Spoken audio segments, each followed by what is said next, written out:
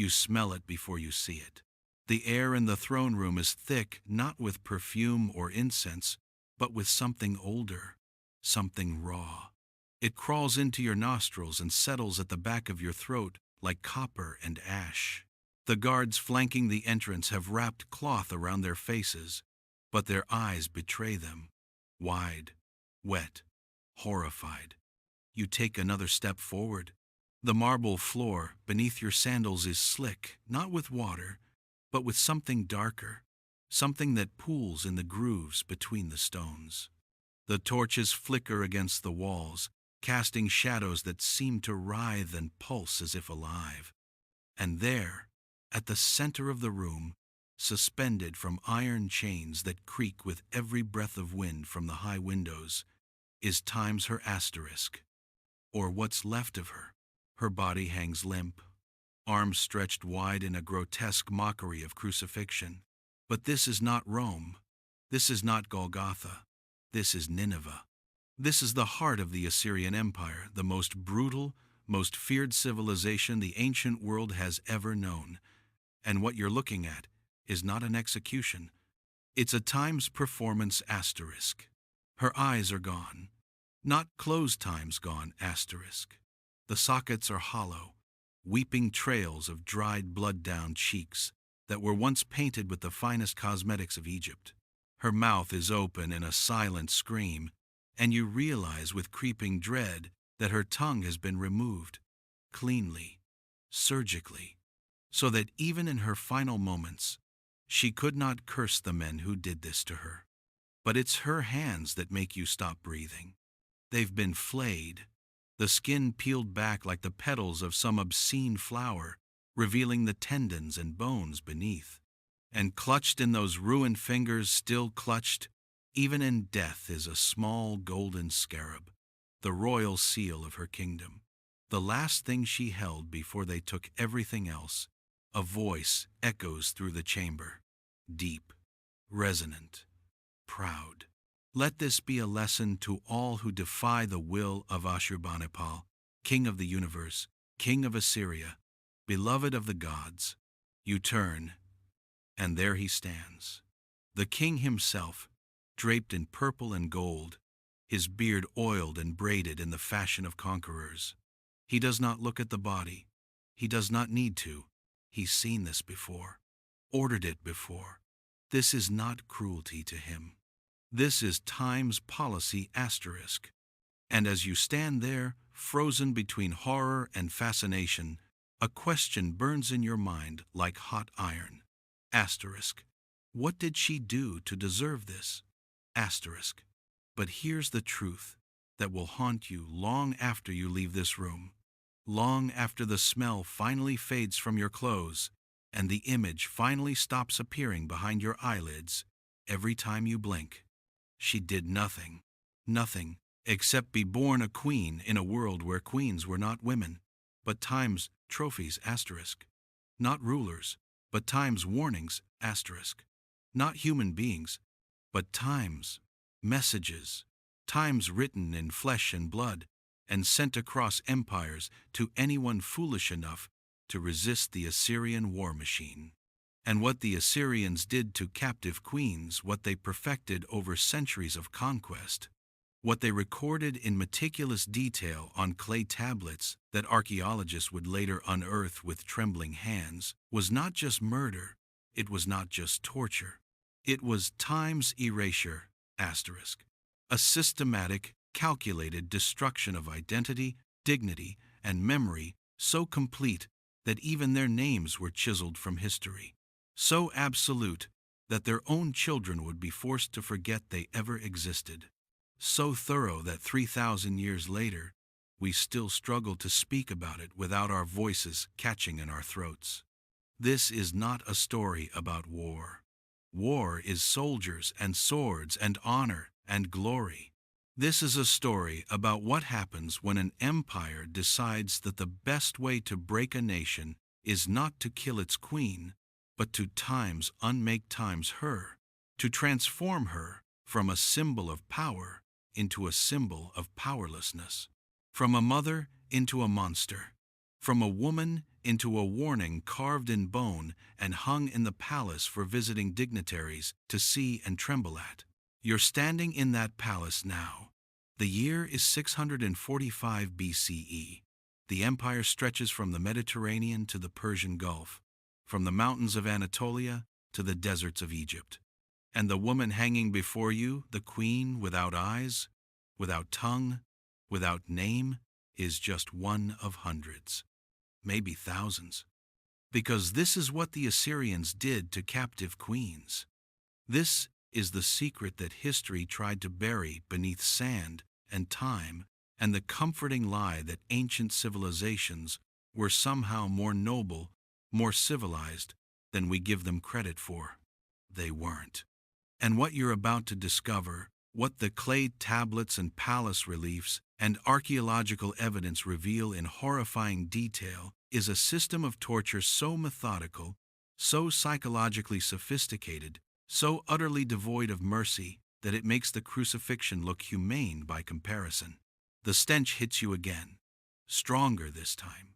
You force yourself to look once more at what hangs before you, and you understand. This is not the end of her story. This is how it begins. Her name was Shamash, Shuma Ukin's wife. Or perhaps it was Nabu Bel Shumati. Or maybe it was something else entirely, something that sounded like music when spoken in the palace of Babylon, something that made children smile, and merchants bow, and priests offer prayers of blessing. We don't know. The Assyrians made sure of that. But before she was a body, before she was a warning, before she became one more nameless victim in the long catalogue of Assyrian brutality, she was times someone asterisk, someone important, someone powerful, someone who woke each morning in chambers draped with Phoenician purple, who bathed in water scented with myrrh and cinnamon, who wore bracelets that clinked like wind chimes when she gestured to her handmaidens. She was a queen, not in the way we imagine queens not sitting passive on a throne, not merely a decorative consort to a king. In the ancient Near East, queens held real authority. They managed treasuries. They conducted diplomatic correspondence. They officiated at religious ceremonies so sacred that even kings could not attend.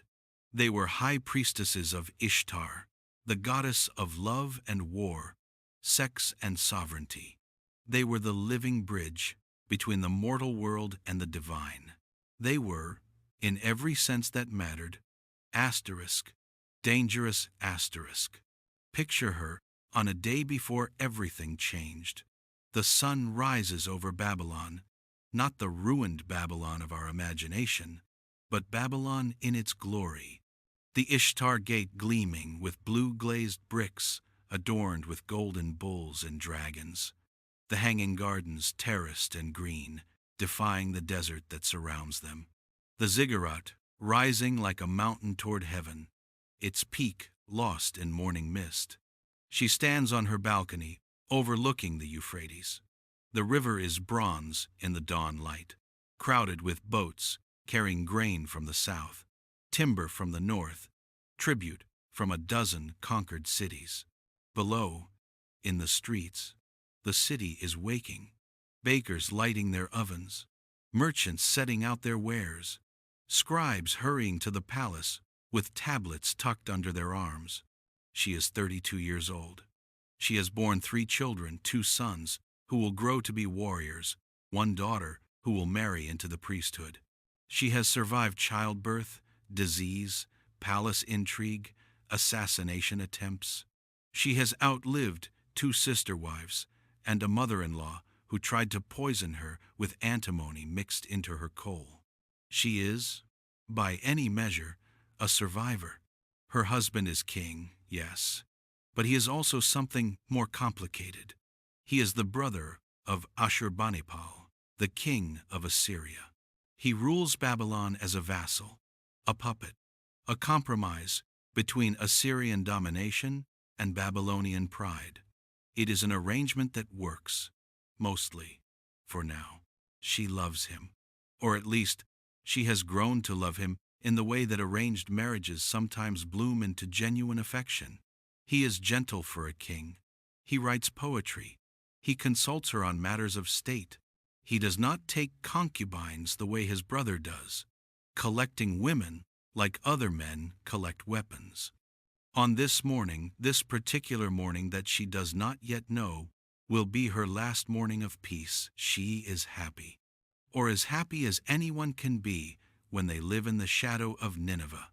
Because that's the thing about the Assyrian Empire. It doesn't just conquer, it times looms asterisk, like a storm cloud that never quite breaks, like a blade held perpetually at your throat, like a monster in a child's nightmare that becomes more real with each telling. For 200 years, the Assyrians have been perfecting the art of terror, not as a side effect of war, but as its primary weapon. They have learned something that other empires will spend millennia trying to understand, that the most effective way to control people is not through love or loyalty or even self-interest. It's through time's fear asterisk, systematic, carefully calibrated, meticulously documented fear. They have pioneered what modern scholars will one day call psychological warfare. They have turned atrocity into policy. They have made brutality so routine, so expected, so thoroughly integrated into their imperial administration that it appears on official government documents with the same bureaucratic blandness as tax records. The Assyrian kings don't hide their cruelty. They times advertise, times it. Palace walls are covered with relief sculptures depicting executions, flayings, impalements, not hidden away in dungeons or whispered about in dark corners, but displayed proudly in public spaces where foreign ambassadors will see them and carry the message home. Asterisk. This is what happens to those who resist. Asterisk. Clay tablets list the atrocities in neat cuneiform columns. I flayed the nobles. I draped their skins over the walls. I impaled them on stakes. I cut off their hands. I burned their young men and women. I made pyramids of their heads. These are not boasts. These are time's receipts, asterisk, accounting records of terror, filed away for posterity. And at the center of this machinery of fear, the most effective tool the Assyrians have discovered is this: the captive queen. Because here's what they understood that other empires did not. When you kill a king, you create a martyr. When you destroy a city, you create a rallying point for resistance. When you slaughter an army, you create a thirst for revenge. But when you take a queen, a beloved queen, a powerful queen, a queen who represents everything her people hold sacred, and you times unmake times her, in front of the world, you don't just break one woman, you break an entire nation's will to fight. She doesn't know this yet. Standing on her balcony, watching the sunrise paint the Euphrates in shades of amber and gold, feeling the morning breeze cool against her skin, she doesn't know that in the north, plans are already being made, letters are being written, orders are being given. Her husband, the king, has made a mistake, a fatal one. He has decided to rebel. The letter arrives on a clay tablet, delivered by a messenger who does not meet anyone's eyes. It is addressed to Shamash Shuma Ukin, king of Babylon, from his brother Ashurbanipal, king of Assyria, king of the universe, the great king, the mighty king, whose name makes the world tremble. The message is brief, formal, and absolutely terrifying in its implications. You have been gathering allies. You have been stockpiling weapons. You have been whispering to the Elamites, to the Chaldeans, to the desert tribes who think themselves beyond my reach. You have forgotten who raised you to this throne. You have forgotten who allows you to call yourself king. I am coming to remind you. There is no date given, no ultimatum, no chance for negotiation or explanation. Just, I am coming. The queen sees her husband's face when he reads it, watches the color drain from his cheeks, watches his hands begin to tremble, watches him age 10 years in the span of a single breath. She reaches for him, but he pulls away. "What have you done?" she whispers. He doesn't answer, because they both know he has done what every vassal king dreams of doing, and what very few are foolish enough to attempt. He has tried to break free. He has tried to reclaim Babylon's ancient glory, to throw off the Assyrian yoke, to rule as a true king rather than a puppet dancing on strings pulled from Nineveh. He has tried to be time's free asterisk. And now his brother is coming to teach him why freedom is a luxury that the Assyrian Empire does not permit. The preparations begin immediately. Walls are reinforced, granaries are stockpiled. Every able-bodied man is drafted into the militia. Messengers are sent to allies, real or imagined, begging for support, for troops, for weapons, for anything that might help them survive what is coming. The queen moves through these preparations like a ghost. She knows how this ends. She has studied history. She knows what happened to the Queen of Elam when her husband rebelled. She knows what happened to the royal family of Damascus. She knows what happened to the princesses of Tyre. She knows that for the Assyrians, war is not about territory or resources or even glory. It's about times, lessons, asterisk. And the best lessons, the ones that echo across generations, the ones that make children wake up screaming and make grown men weep, those lessons require times, props, asterisk. 6 months pass. 6 months of siege. 6 months of watching the Assyrian army camp outside the walls like a patient predator, cutting off supply lines, intercepting messengers, waiting for hunger and thirst and despair to do what battering rams cannot. Inside the city, conditions deteriorate, first slowly, then catastrophically. The grain runs out, then the animals, then the leather, then things that should never be considered food, but which people will eat when the alternative is watching their children starve. The queen shares her rations with anyone who asks. She visits the sick. She prays in the temple of Ishtar until her knees bleed from kneeling on stone. She does everything a queen is supposed to do in a crisis. But at night, alone in her chambers, she makes preparations of a different kind.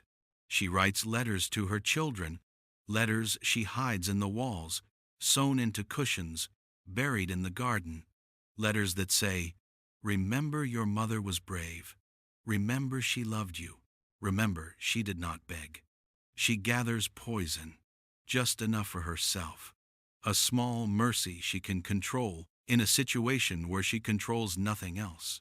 She practices dying quickly because she has heard the stories. She knows what the Assyrians do to queens who survive the siege. She knows that death itself is not the punishment.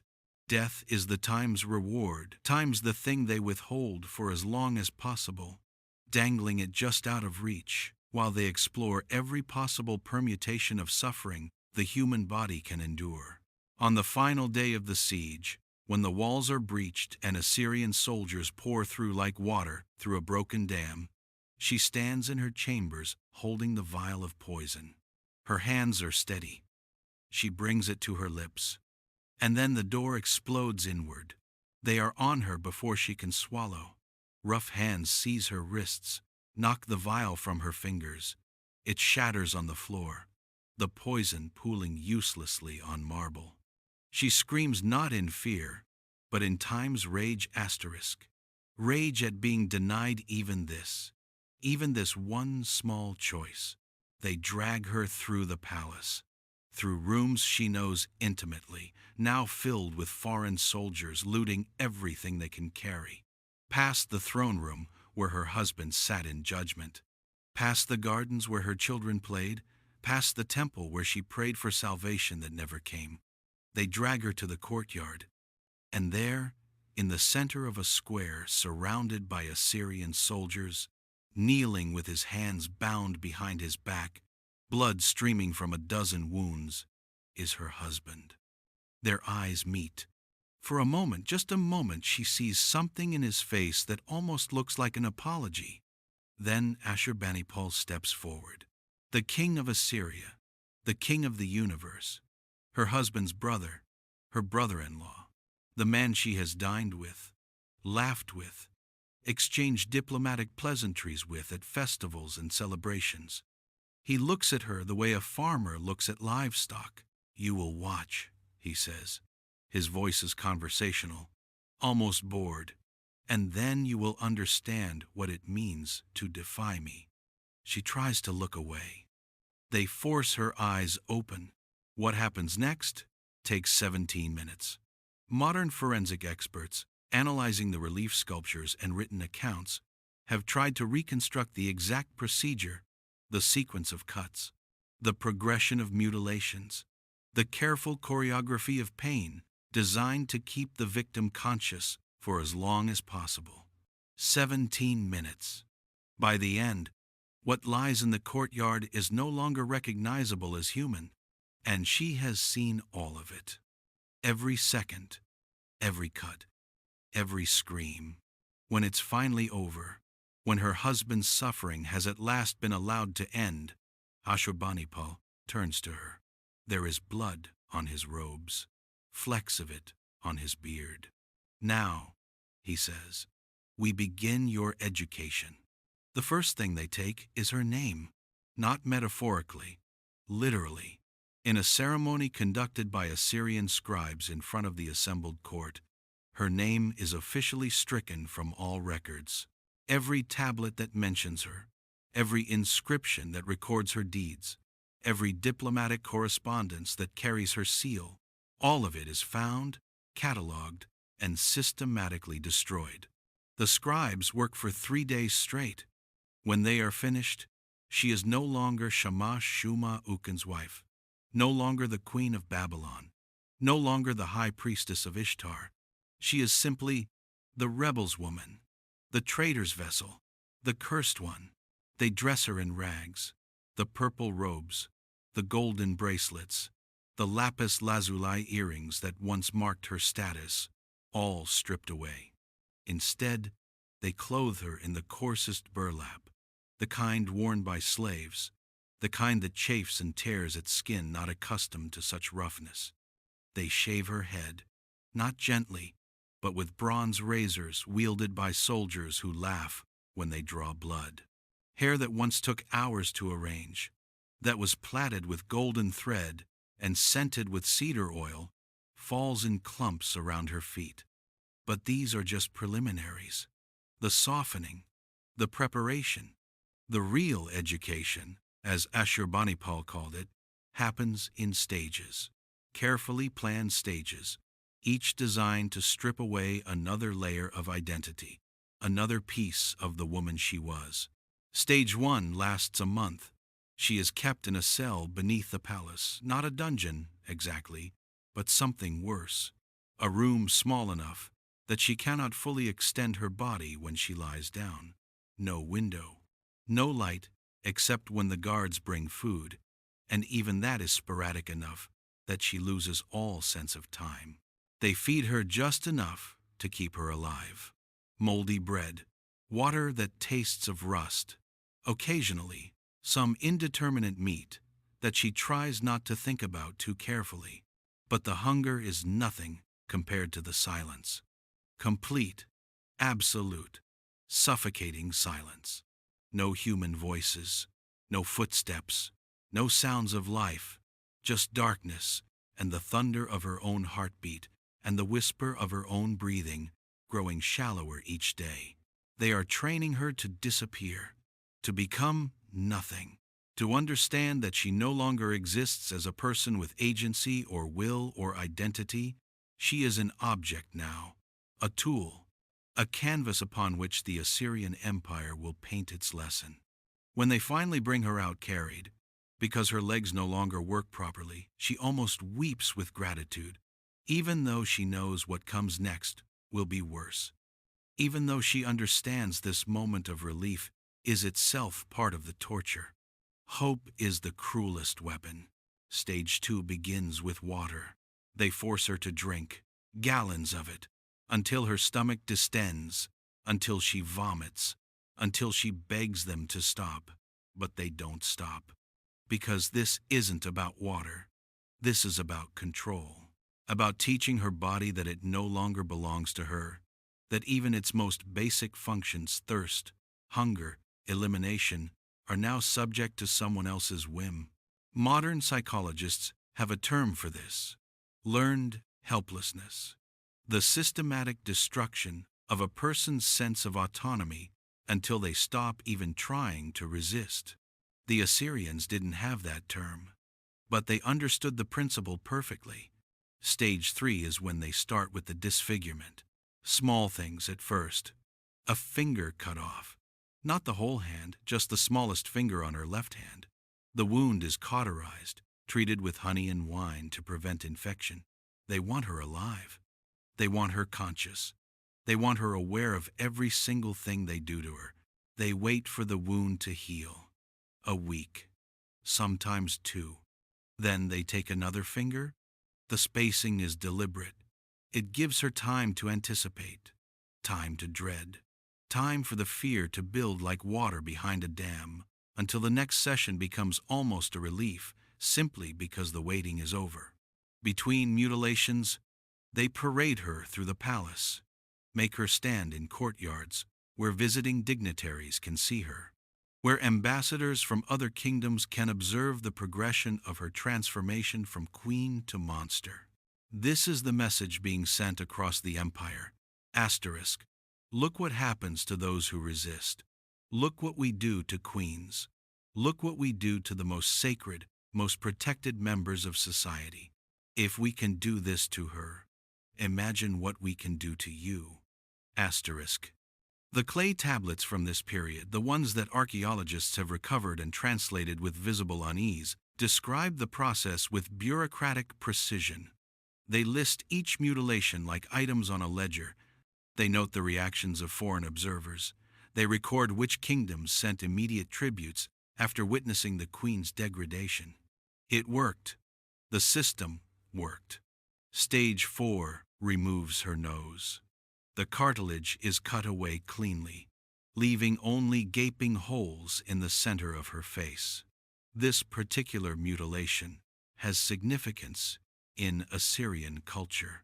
The nose is associated with pride, with the ability to literally turn up your nose at someone.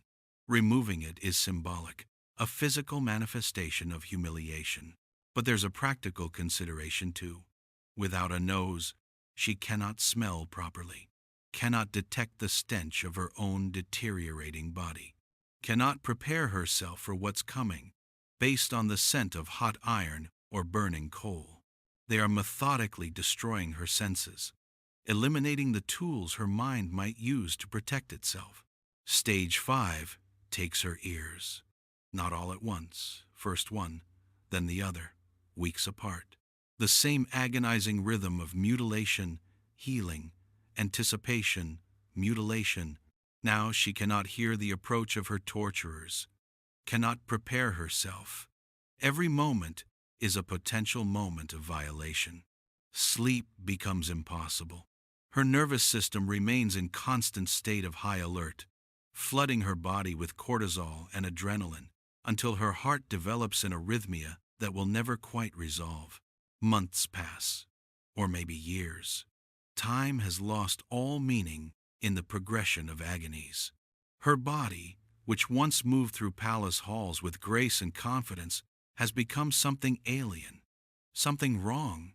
She cannot recognize herself in the polished bronze mirrors they occasionally hold up to her face.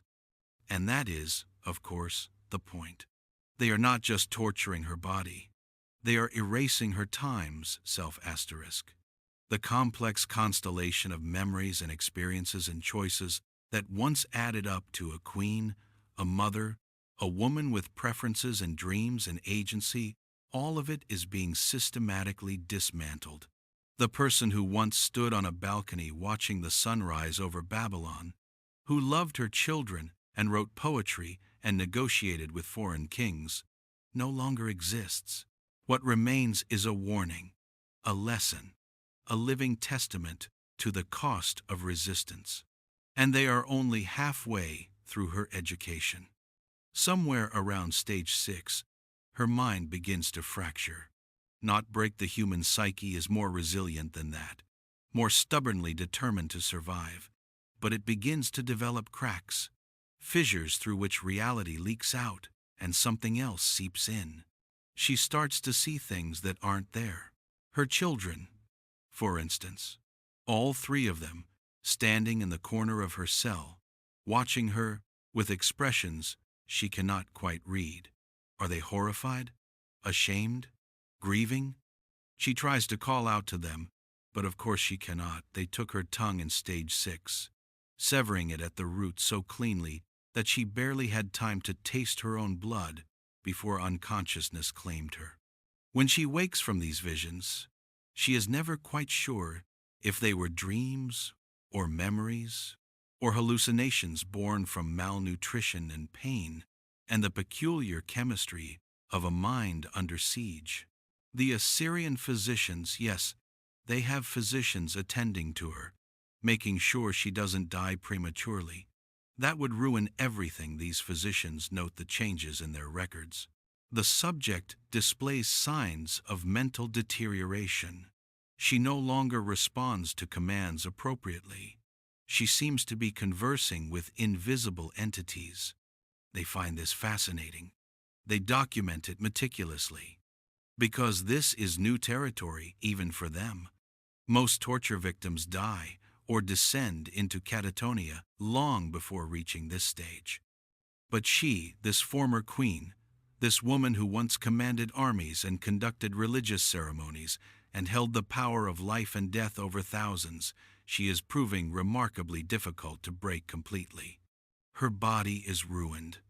That much is certain. Her face is a landscape of deliberate destruction. Her hands are twisted stumps.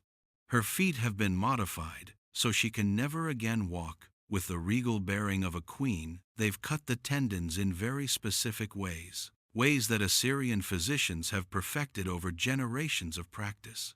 But her mind, her consciousness, that spark of selfhood that makes a person and not merely a biological machine processing pain, that refuses to die.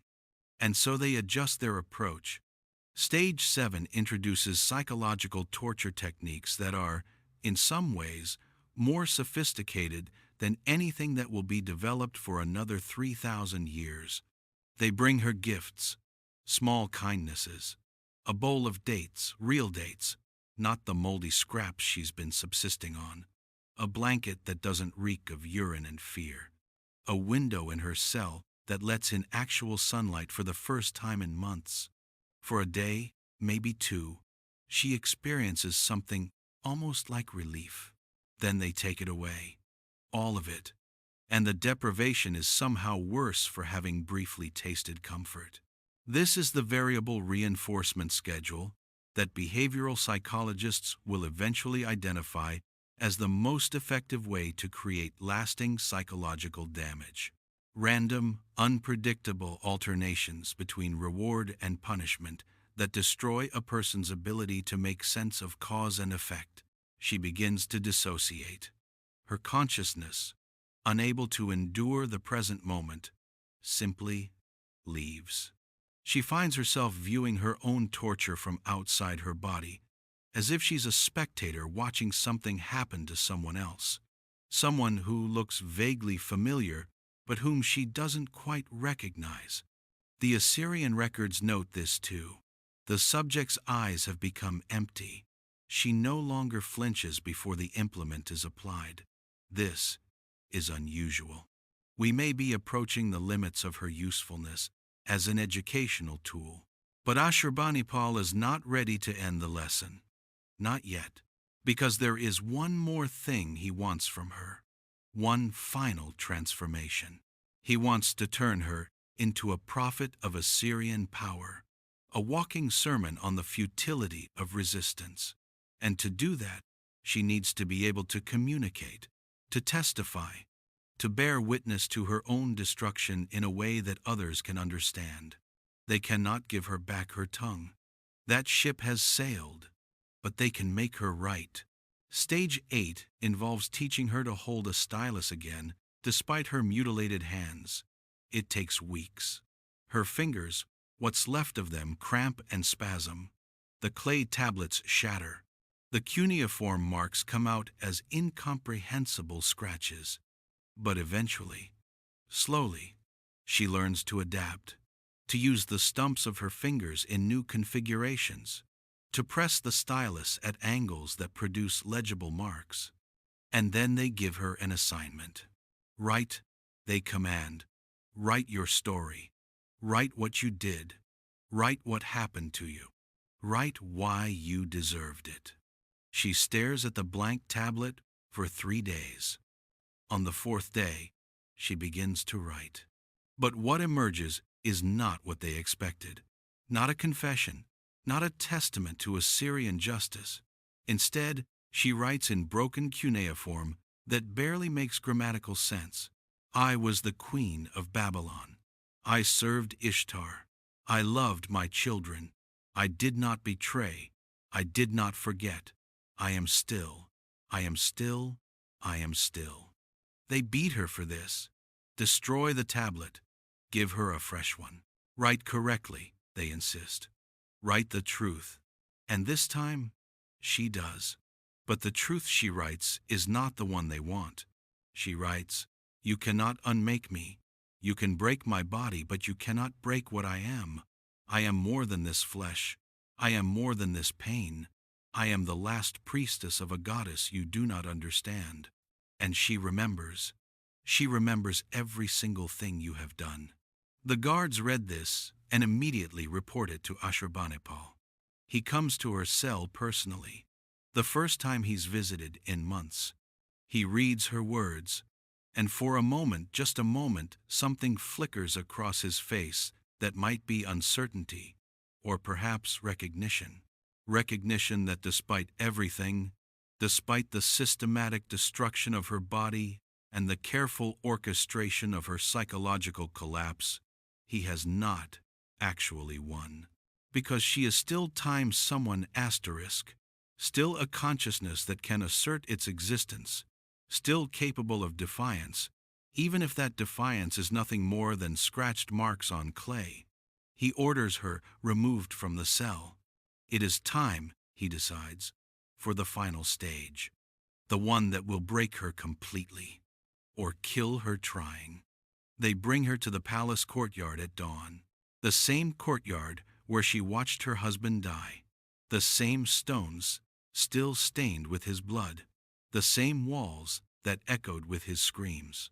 A crowd has gathered, not just Assyrian soldiers and officials, but representatives from every vassal state in the empire, ambassadors from Egypt, Elam, Urartu, Phoenicia, Judah, every kingdom that has ever considered rebellion, every city that has ever whispered about independence, every ruler who has ever dreamed of breaking free from Assyrian control. They have been summoned here to witness the finale. The queen, though by now that word barely applies to the broken thing they drag into the courtyard, is dressed in a mockery of her former regalia. Rags dyed purple, wooden beads painted gold, a crown made from copper wire that sits askew on her hairless skull. They position her in the center of the courtyard, propped upright on a wooden frame because her mutilated feet can no longer support her weight. Even from a distance, the assembled dignitaries can see what has been done to her. The missing nose and ears, the blind, weeping eye sockets they took her eyes in stage 9, just weeks ago. The twisted hands clutching at nothing. But she is alive, conscious, aware. That is the crucial detail. That is the point of everything that has come before. An Assyrian herald steps forward, unrolling a scroll. His voice carries across the courtyard, amplified by the acoustics of the surrounding walls. Behold the fate of those who defy Ashurbanipal, king of kings, beloved of Ashur and Ishtar. Behold what becomes of traitors and oath-breakers. Let this woman stand as testimony to the price of rebellion. Let her suffering purchase wisdom for all who would consider betraying their oaths. The crowd is silent, utterly silent. Some of the ambassadors have gone pale. One man from Tyre is openly weeping. An Egyptian delegate has turned away, unable to look. But they were ordered to attend. They were ordered to watch. And in the Assyrian Empire, disobeying orders carries consequences they dare not imagine. Ashurbanipal himself approaches the frame where she hangs. He is resplendent in full ceremonial armor, every inch the conquering king.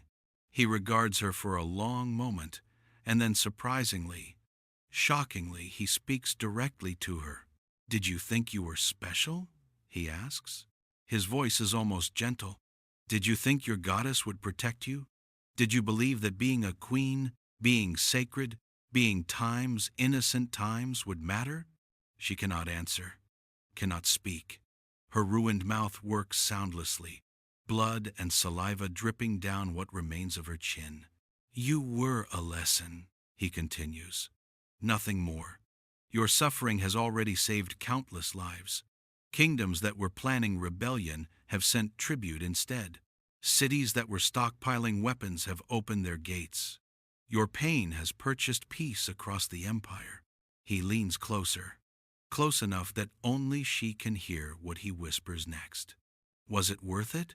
Your husband's dream of freedom? Was it worth this?" And here is the most terrible thing, the detail that will haunt the witnesses for the rest of their lives. She nods, barely perceptible, a tiny movement of her head that might be mistaken for a tremor if you weren't watching carefully. But the ambassadors are watching. Everyone is watching, and they see it.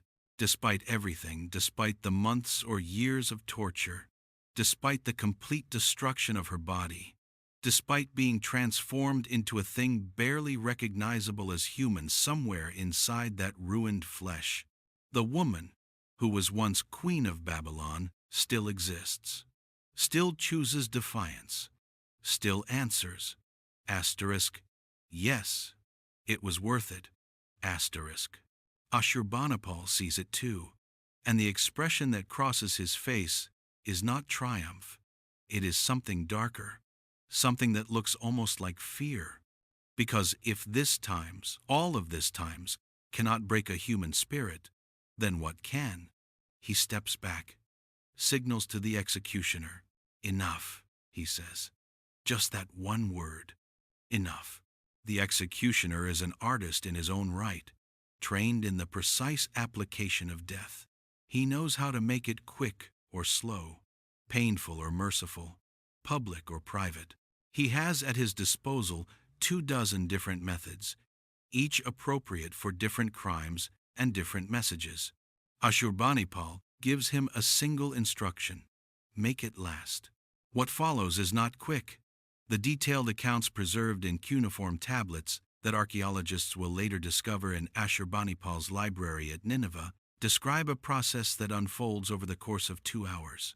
They start by flaying her, not all at once, but in sections. The skin of her arms first, peeled back in strips while she is still conscious, still aware.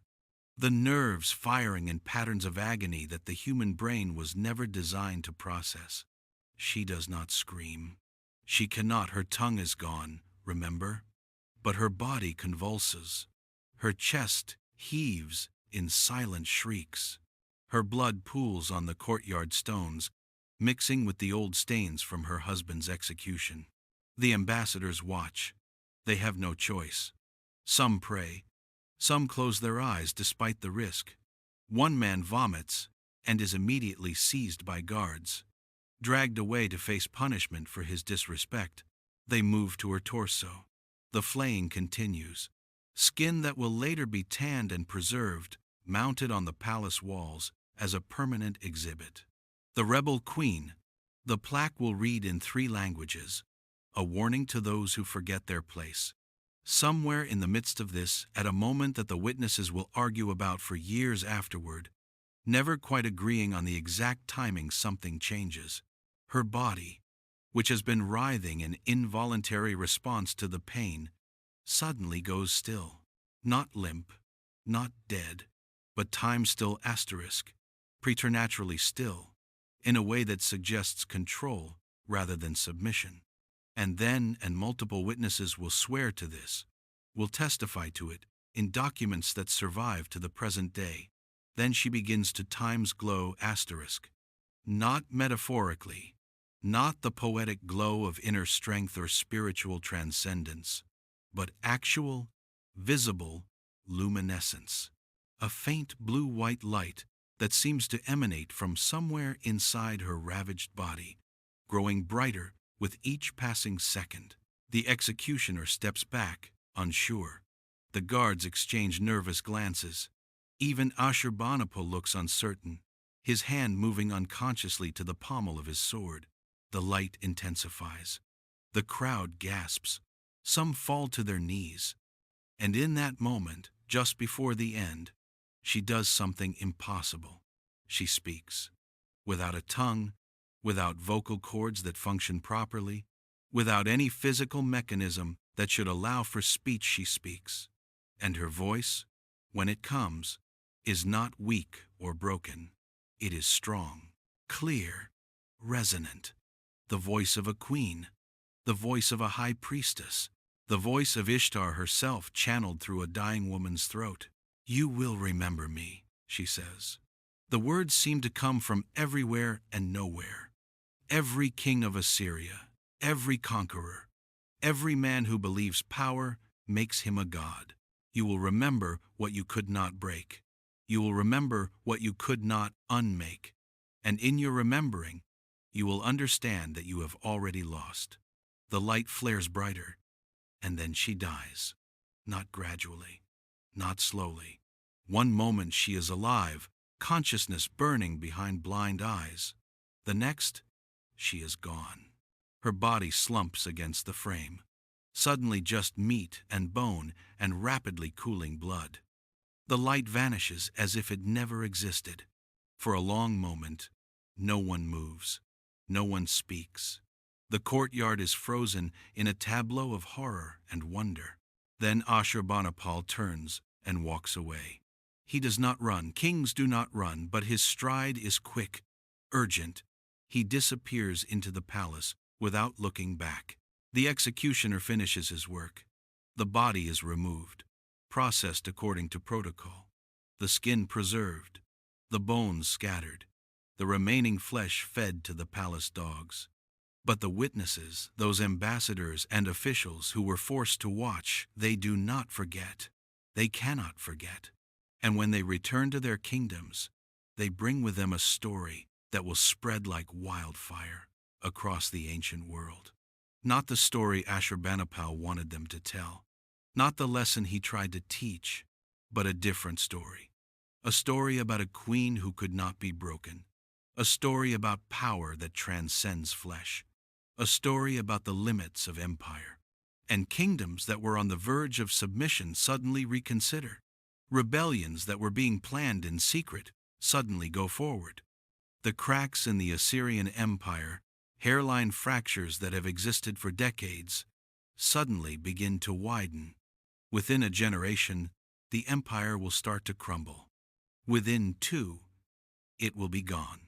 And historians will argue for millennia about the causes: economics, military overextension, environmental factors, political instability. But there is another theory. A theory whispered in certain academic circles, written about in carefully worded journal articles, discussed in graduate seminars where the lighting is dim and the doors are closed. The theory that the Assyrian Empire fell because it broke the wrong queen, because it pushed too far, tried to make too perfect an example, and in doing so created the one thing more powerful than fear: hope. Hope that resistance is possible. Hope that empire can be defied. Hope that there are things in the human spirit that cannot be conquered, cannot be broken. cannot be unmade, no matter how much power you wield. She was supposed to be a warning. She became an inspiration, and that made all the difference. The official records are scrubbed within weeks. Ashurbanipal's scribes work around the clock, reviewing every tablet, every inscription, every piece of correspondence that mentions the execution. Anything that describes the light, the voice, the impossible final words, it's all systematically altered or destroyed. The official version becomes this: the rebel's wife was executed as befits a traitor. She died in silence. Her body was disposed of according to law. The matter is closed. The witnesses are dealt with more delicately. They are, after all, foreign dignitaries with immunity. They cannot be simply murdered or imprisoned, but they can be incentivized to forget. Generous gifts are distributed. Trade agreements are renegotiated in their favor. Threats, subtle ones, couched in diplomatic language, are made about what might happen if certain stories were to spread beyond official channels. Most comply. Most choose silence over truth. But not all. A Phoenician ambassador named Hanno returns to Tyre and immediately commissions a stele, a commemorative stone describing what he witnessed. He is careful with his language, framing it as a religious vision rather than historical fact. But the message is clear. I saw the goddess manifest in mortal flesh. I saw death defeated by something greater than death. The stele is installed in the temple of Astarte. It remains there for 40 years until Assyrian forces sack Tyre and smash it to pieces. But by then, copies have been made. The story has spread.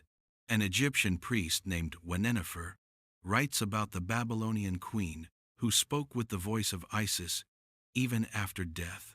His account is discovered in the 19th century CE, filed away in the Cairo Museum's archive of theological curiosities. Egyptologists dismiss it as religious hyperbole. They're probably right. Probably. A Jewish scribe, recording oral histories during the Babylonian exile, includes a brief mention: and there was a queen of Babylon who suffered greatly, but whose spirit would not be broken, and her name is remembered in heaven, though it was struck from the earth. This passage will eventually be edited out of canonical texts. Too mythological, too fantastic. It survives only in fragmentary manuscripts found among the Dead Sea Scrolls, puzzling scholars who cannot quite figure out who this Queen of Babylon might have been. Because, here's the thing, the Assyrian attempt to erase her worked, almost completely. We don't know her name. We don't know exactly when she lived or died, though we can narrow it to a specific period in the 7th century BCE. We don't know what she looked like before the mutilations, what her voice sounded like, what she dreamed about, what she loved beyond her children and her husband. All of that is gone, erased as thoroughly as the Assyrians could manage. What survives are fragments, pieces of a puzzle scattered across 3 millennia, archaeological evidence that is suggestive but not conclusive, literary references that might be mythological, or might be historical, or might be something in between. But what also survives, what the Assyrians could not erase, no matter how hard they tried, is the times pattern asterisk. Because she was not unique, she was not the only captive queen to undergo this systematic destruction. The clay tablets from Nineveh describe similar fates for the queen of Elam, the princess of Judah, the royal wives of Damascus, Sidon, Ashkelon, and a dozen other conquered cities. The Assyrians perfected this, made it policy, turned the torture of captive queens into an administrative function complete with procedures, timelines, and expected outcomes. Modern scholars, examining these records, use clinical language. They talk about state-sponsored terrorism and systematic human rights violations and psychological warfare tactics. They create charts and graphs showing the correlation between the torture of royal women and the decrease in regional rebellions. The data is clear. The system worked. Until it didn't. Because empires are built on fear. And fear is a fuel that burns hot but fast. You can terrorize people into submission. You can make examples so horrific that entire nations choose subjugation over resistance. For a while, but eventually, inevitably, the fear transforms into something else. Into rage, into determination, into a collective decision that anything, even death, even torture, is better than continuing to live under the threat of what was done to those queens. The rebellions start small. A city refuses tribute. A vassal king stops sending diplomatic correspondence. Border regions go quiet in a way that signals not peace, but preparation. Ashurbanipal responds the way he always has, with overwhelming force, with public executions, with fresh horrors designed to remind everyone why resistance is futile. But it doesn't work anymore. The fear has burned itself